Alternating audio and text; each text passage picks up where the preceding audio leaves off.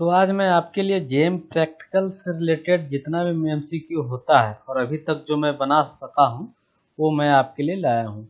आने वाला समय में और भी प्रश्न इसमें हम ऐड करते जाएंगे जैसे जैसे मुझे ज्ञान बढ़ते जाएगा इस क्षेत्र में।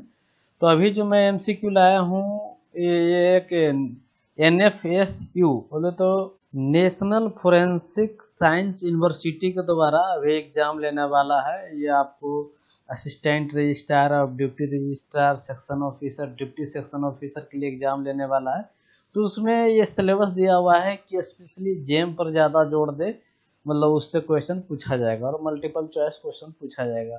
तो वैसे तो मैं इस पर्पज से लाया हूँ, लेकिन और भी एग्जाम जो भी एक्सपीरियंस पे या लिमिटेड या डिपार्टमेंटल एग्जाम जो होता है उसमें भी प्रश्न से पूछा जा सकता है। तो चलते हैं प्रश्न संख्या 1 शुरू करते हैं। तो प्रश्न संख्या 1 में है how many days does GeM cart keep the added items. जैसे कि हम लोग जब अमेजन या फ्लिपकार्ट में कोई कार्ड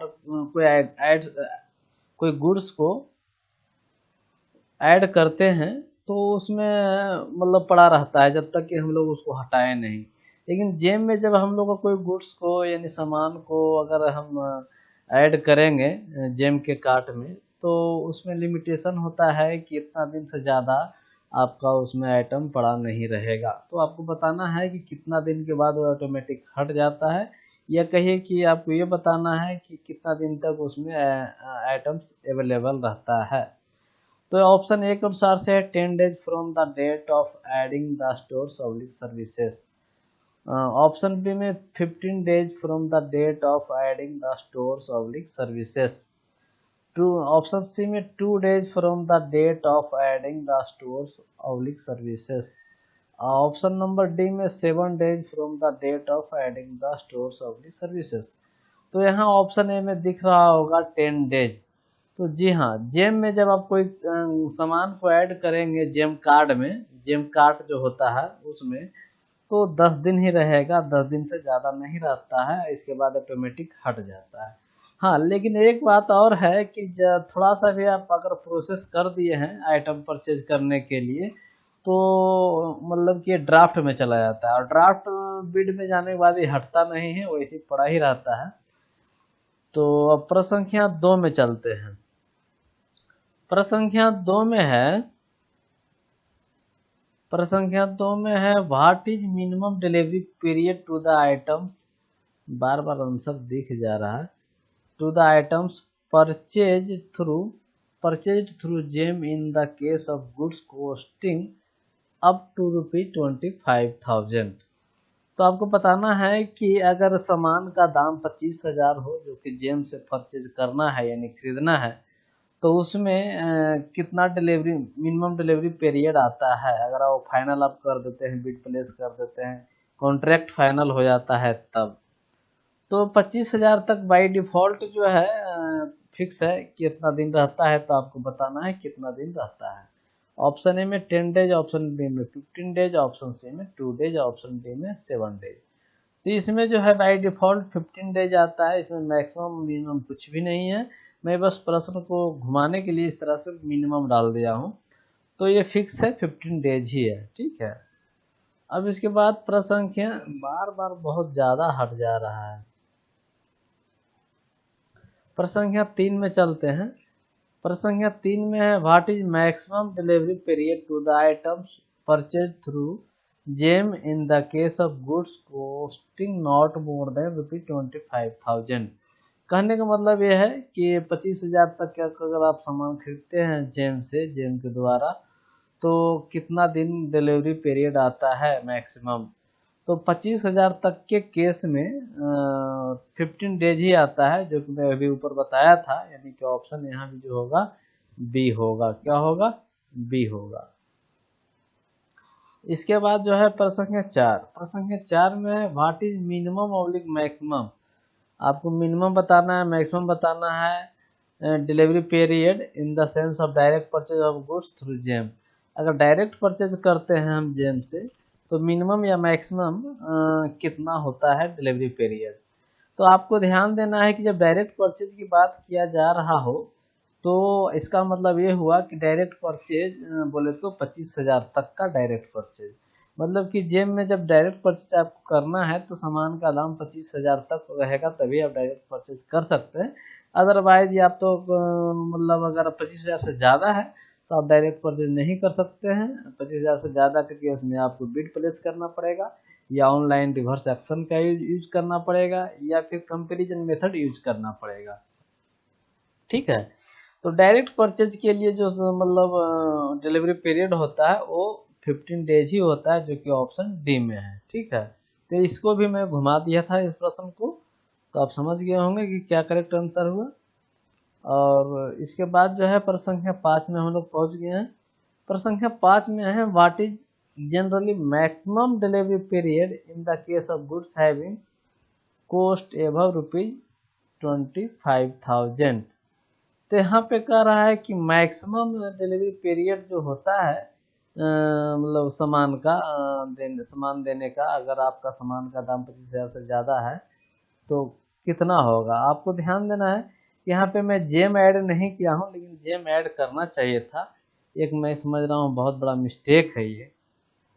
तो एक्चुअली आपको यहाँ पे एक चीज़ और समझना है कि जो प्रश्न लाया हूँ मैं जेम से रिलेटेड है, तो यहाँ पे अगर जेम में ऐड नहीं किया हूँ इस प्रश्न में तो उससे कोई दिक्कत नहीं है। आपको समझ जाना है कि ये जेम से रिलेटेड प्रश्न है। किससे रिलेटेड है? जेम से रिलेटेड है। तो आपको बताना है कि मैक्सिमम डिलीवरी पीरियड कितना होगा अगर सामान का दाम 25,000 से ज़्यादा है तो मैक्सिमम जो है 180 डेज होता है। अगर आप जेम से परचेज करते होंगे अपने ऑफिस में तो आपको मालूम होगा। ठीक है, इसके बाद जो है प्रश्न संख्या 6 में चलते हैं। प्रश्न संख्या 6 में what time may be allowed maximum with approval of the with approval of competent authority to the supplier firm or for delivery of the goods having cost above 25,000 to be procured through JEM। तो देखिए यहाँ पे मैं GeM लगा दिया हूँ। ठीक है, उसमें भूल गया हुआ इसलिए मैं लगा नहीं पाया जेम। तो यहाँ भी देखिए प्रश्न लगभग सेम है, थोड़ा सा अंतर है। कह रहा है कि अगर कॉम्पिटेंट अथॉरिटी अप्रूवल करे कि इतना मैक्सिमम डिलीवरी पीरियड आप दे सकते हैं, तो इस केस में आपको 25,000 से ज़्यादा के सामान के लिए आप मैक्सिमम कितना डिलीवरी पीरियड दे सकते हैं, अलाउ कर सकते हैं। तो अगर कॉम्पिटेंट अथॉरिटी अप्रूव करता है तो आप मैक्सिमम 6 ईयर तक दे सकते हैं। ये आपको लग रहा हो कि मैं झूठ बोल रहा हूँ, लेकिन आप जब परचेज करते हैं, जब बिड प्लेस करते होंगे, तो आप ध्यान दीजिएगा बाय डिफ़ॉल्ट ऊपर में लिखा रहता है। ऊपर में जहाँ पे मतलब कॉलम रहता है ना, कॉलम के ऊपर आपको दिखेगा 2190 दिन। जब इसमें 365 से डिवाइड कीजिएगा तो 6 ईयर राउंड फिगर में आता है। तो आप समझ गए हैं कि मैक्सिमम अगर कॉम्पिटेंट अथॉरिटी अप्रूव करता है इस चीज़ के लिए तब 6 ईयर तक दे सकते हैं। ऐसे नॉर्मल मैक्सिमम जो है, नॉर्मली जो मैक्सिमम टाइम जो है 6 मंथ दे सकते हैं, जो कि यहाँ पे ऊपर में प्रश्न में भी पूछा था। ठीक है, इसके बाद जो है प्रश्न संख्या 7 फिर आंसर दिख गया है। प्रश्न संख्या 7 में कह रहा है what is minimum bid duration in pandemic if the cost of goods is above ₹25,000 to be procured through GeM. मतलब कि बिड ड्यूरेशन कितना हो सकता है, मिनिमम की यहाँ बात किया गया, ध्यान रखिएगा बिड ड्यूरेशन मिनिमम। और एक बात और है कि पेंडेमिक के मतलब कंडीशन में पूछ रहा है कि अगर पेंडेमिक है तो मिनिमम बिड ड्यूरेशन आप कितना दे सकते हैं गुड्स का, अगर सामान का दाम 25,000 से ज़्यादा है तो, और जेम से खरीदना है तो मैक्सिमम मिनिमम जो है, मिनिमम आप 2 दिन दे सकते हैं, जो कि ऑप्शन बी में है। तो देखते हैं फिर भी सही उत्तर क्या है, क्योंकि कभी कभी मैं भी गलत कर देता हूँ। तो बी करेक्ट हो गया। प्रश्न संख्या 8 what is minimum bidding time in normal condition या normal situation if the cost of goods is above ₹25,000 to be procured through GeM. मतलब आपको बताना है कि नॉर्मल सिचुएशन में जब कोई सामान कोई व्यक्ति जेम के द्वारा खरीदना चाहता है तो मिनिमम बिडिंग टाइम कितना होता है। तो दोस्तों नॉर्मल कंडीशन में 10 डेज होगा। कितना दिन होगा? 10 डेज। लेकिन in the condition of pandemic या कहिए कोरोना जैसे या कोई बड़ा और महामारी, कोई दूसरा महामारी या किसी अन्य तरह का महामारी होता है, तो उस कंडीशन में आप 2 दिन भी सिलेक्ट कर सकते हैं मिनिमम। मतलब आप 3 दिन भी सिलेक्ट कर सकते हैं, 9 दिन भी सिलेक्ट कर सकते हैं, ठीक है। लेकिन नॉर्मल सिचुएशन में मिनिमम आपको 10 डेज बिडिंग टाइम सिलेक्ट करना पड़ेगा। मतलब 10 डेज ऑप्शन हो गया करेक्ट आंसर। अब आपको लग रहा होगा कि बिडिंग टाइम क्या है, तो बिडिंग टाइम वो समय होता है जिस दौरान सप्लायर यानी वेंडर बोले तो जो आइटम डिलीवर करता है वो पार्टिसिपेट करता है कि हम आपको 20,000 रुपया में कंप्यूटर दे देंगे। जैसे आपको कंप्यूटर खरीदना है तो एक वेंडर पार्टिसिपेट किया, बोला हम 20,000 में दे देंगे, दूसरा वेंडर पार्टिसिपेट किया, बोला हम 16,000 में दे देंगे। तो इस तरह से वेंडर पार्टिसिपेट करता है। आप जितना ज़्यादा टाइम देंगे बिडिंग टाइम, उतने ही ज़्यादा वेंडर यानी सप्लायर पार्टिसिपेट करने का चांस बनता है। लेकिन ये ज़रूरी नहीं है कि ज़्यादा टाइम देने से, कभी कभी मतलब ऐसा होता है कि ज़्यादा टाइम देने के बावजूद भी वेंडर पार्टिसिपेट नहीं करते हैं। और ये ऐसा सिचुएशन जनरली टेक्निकल आइटम या इलेक्ट्रिकल आइटम रहता है बहुत साइंटिफिक नेचर का, तब ऐसा सिचुएशन आता है। ऐसे जनरली ऐसा सिचुएशन नहीं आता है, ठीक है। उसके बाद प्रश्न संख्या 9 में चलते हैं। प्रश्न संख्या 9 में है what is maximum bid duration in the case of goods costing above ₹25,000 to be procured through GeM. अब यहाँ पे आपको बताना है कि मैक्सिमम बिड ड्यूरेशन कितना होगा। मैं उधर मिनिमम पूछा था, मिनिमम 2 तरीके से मैं बताया था। पेंडेमिक की सिचुएशन में 2 दिन होता है मिनिमम बिड ड्यूरेशन, और नॉर्मल कंडीशन में मिनिमम बिड ड्यूरेशन यानी बिडिंग टाइम 10 दिन होता है। अब यहाँ पे मैं पूछ रहा हूँ मैक्सिमम बिड ड्यूरेशन, बोले तो मैक्सिमम बिडिंग टाइम कितना दे सकते हैं आप जब जेम में प्रोसेस करेंगे कोई आइटम परचेज करने के लिए। तो मैक्सिमम जो है आप 180 दिन तक दे सकते हैं, जो कि ऑप्शन डी में है। बोले तो 6 मंथ हुआ है ना, 6 मंथ। अब प्रश्न संख्या 10 में चलते हैं। प्रश्न संख्या 10 में है what is minimum bid life cycle, मतलब मिनिमम बिड लाइफ साइकिल कितना होता है। बिड लाइफ साइकिल का मतलब ये हुआ कि जैसे आप बिडिंग टाइम दिए, बिड ड्यूरेशन दिए, वो दिन जितना हो गया, और फिर उसके बाद टेक्निकल क्लैरिफिकेशन के लिए भी आपको कुछ टाइम देना पड़ता है, तो उसमें मैक्सिमम 20 डेज तक दे सकते हैं और मिनिमम शायद 2 दिन है, या आगे आपको आएगा मतलब बिडिंग ये टेक्निकल क्लैरिफिकेशन से संबंधित भी। तो ये सारा जोड़ कर करके जो है कहने का मतलब है कि कितना दिन मतलब मिनिमम होना चाहिए, उससे कम आप नहीं कर सकते हैं। तो इसके लिए जो है करेक्ट आंसर हमारे अनुसार से जो होगा ऑप्शन सी वाला होना चाहिए। देखते हैं सही उत्तर क्या है, क्योंकि कभी कभी आंसर मेरा भी गलत हो जाता है। तो सी करेक्ट हो गया। मिनिमम जो बिड लाइफ साइकिल होता है, बिड लाइफ साइकिल क्या होता है मैं आपको बता ही दिया है ना। तो ये जो है मिनिमम 90 डेज होता है। और इस प्रकार जो है प्रश्न संख्या 11 में चलते हैं। प्रश्न संख्या 11 में है what is maximum bid life cycle. यहाँ फिर देखिए मैं लिखा हूँ maximum bid life cycle for goods to be procured through GeM. यहाँ पे मैं संभवतः ये जो है प्रश्न पूछने का तरीका मैं चेंज कर दिया हूँ, ऊपर थोड़ा कुछ और है, नीचे थोड़ा कुछ और है ना। तो मिनिमम मतलब मैक्सिमम जो होगा, नहीं ऊपर जो है मिनिमम था और यहाँ पे मैं मैक्सिमम पूछ रहा हूँ, ठीक है। तो यहाँ पे जो मैक्सिमम की बात किया जाएगा बिड लाइफ साइकिल का, तो मैक्सिमम भी जो है 90 डेज ही होता है। अब देखते हैं सही उत्तर क्या है, क्योंकि कभी कभी मैं भी गलत कर बैठता हूँ। तो सी करेक्ट हो गया, 90 डेज ही है ना। इसके बाद प्रश्न संख्या 12 में चलने से पहले मैं आपको एक बात बताना चाहता हूँ।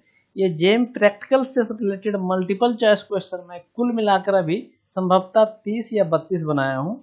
तो आपको मैं इस वीडियो में 15 बताऊंगा, बाकी आपको अगर आप देखना चाहते हैं और बाकी 15 या 17 प्रश्न, तो आपको पेड वर्जन का वीडियो देखना पड़ेगा, और ये आप 199 रुपया भुगतान करके देख सकते हैं। मतलब मेरा चैनल के मतलब जहाँ पर आप सब्सक्राइब करते हैं, सब्सक्राइब बटन के बगल में एक ज्वाइन बटन है दिया हुआ, वहाँ पे वो आपको ब्लू कलर में है, जिस कलर से मैं ये लिख रहा हूँ देखिए इसी कलर में आपको दिखेगा। तो उस पर आप क्लिक करेंगे तो ऑप्शन आएगा पेमेंट करने का, तो आप मिनिमम पेमेंट 199 रुपया का भी पेमेंट कर करके मेरा वीडियो आप देख सकते हैं, पेड वर्जन का भी, ठीक है। तो प्रश्न संख्या अब 12 हम बताते हैं क्या है। How many days is fixed to bid life cycle. यहाँ पे मैं पूछा हूँ कि बिड लाइफ साइकिल के लिए कितना दिन फिक्स किया गया है। From publishing of bid of goods for procurement on GeM, ठीक है। तो कितना फिक्स है बिड लाइफ साइकिल के लिए? तो देखिए यहाँ पे आपको एक चीज गेस करना है कि मैक्सिमम जब 90 डेज है और मिनिमम भी जब 90 डेज है, तो इसका मतलब है कि बिड लाइफ साइकिल फिक्स है जो कि 90 डेज है। कितना होगा? 90 डेज, जो कि ऑप्शन सी में है। ठीक है, इसके बाद जो है प्रसंख्या 13 में चलते हैं। प्रसंख्या 13 में what is minimum bid offer validity. अब यहाँ पे आपको थोड़ा सा कंफ्यूजन हो रहा होगा कि बिड ऑफर वैलिडिटी क्या होता है भाई। देखिए बिड ऑफर वैलिडिटी ये होता है कि जैसे जो वेंडर पार्टिसिपेट करना चाह रहा है बिडिंग में, कि मतलब मैं भी सामान आपको देना चाह रहा हूँ, मतलब बेचना चाह रहा हूँ, तो वो जो अपना जो बिडिंग में वो बताएगा कि हम इतना 20,000 में आपको या 40,000 में सामान दे देंगे, तो जो 40,000 बताया है वो भाई कब तक वैलिड रहेगा, इसी को बिड ऑफर वैलिडिटी बोलते हैं। ऐसा तो नहीं है ना कि 40,000 आपको रेट बताया है, चाहे 20,000 बताया है, मतलब कि आपको जनवरी 2022 में, आप कहेंगे दिसंबर 2022 में भी 40,000 में ही दे दो भाई, चाहे 20,000 में ही दे दो। तो ऐसे कैसे होगा? अब 1 साल हो गया है तो 1 साल तक तो मैंने सेम रेट नहीं रहेगा ना, तो बढ़ जाएगा। तो इसी को बिड ऑफर वैलिडिटी कहते हैं। तो उसका लिमिटेशन है कि मतलब ये जेम के तरफ से लिमिट कर दिया गया है सप्लायर को, वेंडर को, कि भाई मिनिमम बिड ऑफर वैलिडिटी आपको इतना दिन देना ही पड़ेगा, नहीं तो रजिस्टर करेगा ही नहीं जेम पे पार्टिसिपेट ही नहीं करेगा। ठीक है, तो जो मिनिमम बिड ऑफर वैलिडिटी होता है संभवतः मेरे अनुसार से 15 डेज होना चाहिए, लेकिन देखते हैं सही उत्तर क्या है। ठीक है, आप अपना उत्तर भी सोच लें। तो ये करेक्ट हो गया। मिनिमम बिड ऑफर वैलिडिटी जो होता है 15 दिन तक का होता है। ठीक है, अब इसके बाद प्रश्न संख्या 14 में चलते हैं। प्रश्न संख्या 14 में है what is maximum bid offer validity. यहाँ मैक्सिमम मैं पूछा हूँ, ऊपर क्या था? मिनिमम। यहाँ मैक्सिमम बिड ऑफर वैलिडिटी पूछा हूँ। Bid offer validity on GeM for procurement of goods. तो मैक्सिमम की जब बात किया जाएगा तो मेरे अनुसार से 80 डेज होना चाहिए। ठीक है, कितना होना चाहिए? 80 डेज। वैसे आंसर तो दिख गया था, लेकिन फिर भी मैं ध्यान नहीं दिया कितना था, लेकिन देखते हैं। तो करेक्ट हो गया। मतलब मैक्सिमम जो बिड ऑफर वैलिडिटी जो होगा 80 डेज का होगा। किस केस में? जेम के केस में। बोले तो आप जेम से जो सामान खरीदना चाह रहे हैं तब, है ना। तो अब इसके बाद जो है प्रसंख्या आपको ध्यान रखना है, minimum 50 days bid offer validity और मैक्सिमम 80 डेज। अब प्रसंख्या 15 में चलते हैं। What is minimum period for technical clarification during technical evaluation on GeM for procurement, है ना। मैंने कोई खरीद करना है, कोई सामान को खरीदना है, तो उसके लिए सपोज मान ले जाए कि यूजर को मतलब बायर को कुछ डाउट हुआ कि भाई इसका स्पेसिफिकेशन क्या है, चाहे इस तरह का फंक्शन इस आइटम में है या नहीं है, तो उसी को टेक्निकल क्लैरिफिकेशन बोलते हैं। क्या बोलते हैं? Technical clarification. तो उसके लिए मतलब जिस चीज पे डाउट हुआ उस चीज को जानने के लिए सप्लायर को कुछ समय देना पड़ता है। तो उसके लिए जो है मिनिमम पीरियड कितना देना होगा टेक्निकल क्लैरिफिकेशन के लिए, मतलब मिनिमम कितना दिया गया है कि मिनिमम इतना से कम आप नहीं दे सकते हैं। तो संभवतः मिनिमम की बात किया जाएगा तो 2 दिन है। कितना है? 2 दिन। फिर भी देखते हैं सही उत्तर क्या है, क्योंकि कभी कभी मैं भी गलत कर देता हूँ। तो मिनिमम करेक्ट है। अब इसके बाद जो प्रश्न संख्या 16 जो आएगा वो मैक्सिमम से रिलेटेड रहेगा, लेकिन वो मैं अब पेड वर्जन की वीडियो में आपको बताऊंगा। आपको वीडियो कैसा लगा, अच्छा लगा या नहीं लगा, गुड बेटर बेस्ट के रूप में आप कमेंट करें। Thanks for watching, I shall wait your comment. फिर हम मिलते हैं अगले वीडियो में।